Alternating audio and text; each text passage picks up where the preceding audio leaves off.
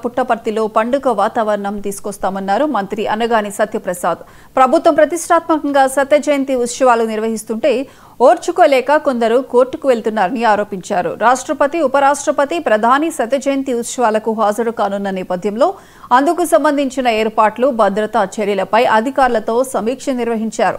ఈ నెల 13 నుంచి 23 వరకు జరిగే వివిధ కార్యక్రమాలను తిలకించేందుకు పుట్టపర్తికి తరలి వచ్చే భక్తులకు అసౌకర్యం కలగకుండా అధికార యంత్రాంగం పటిష్టమైన చర్యలు తీసుకుంటుందన్నారు.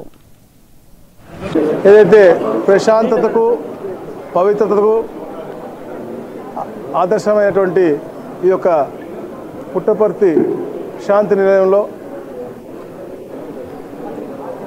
భగవాన్ శ్రీ సత్యసాయి బాబా గారి యొక్క 100 years సెలబ్రేషన్స్ అనేది చాలా గ్రాండ్గా చేస్తూ ఉన్నారు.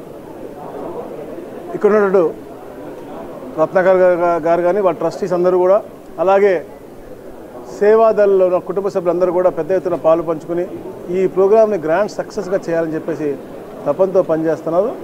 అదేవిధంగా ప్రభుత్వం కూడా దీన్ని గవర్నమెంట్ ఫెస్టివల్గా, స్టేట్ ఫెస్టివల్గా ప్రకటించి ఏదైతే ఇక్కడ ట్రస్ట్ మెంబర్స్ వాళ్ళందరూ కూడా చేస్తా ఉన్నారో దానికి అండగా ఉండి ఎక్కడ కూడా ఎలాంటి చిన్న తప్పు కూడా జరగకుండా, అలాగే ఇది భక్తులు పెద్ద ఎత్తున రాబోతా ఉన్నారు. దాదాపుగా 10 లక్షల మంది ఈ 10 రోజుల్లో వస్తారని చెప్పేసి మేము అనుకుంటా ఉన్నాం. 13 నుంచి 23 దాకా ఈ 10 days ఈ ఫెస్టివ్ డేస్గా పెట్టుకున్నాం.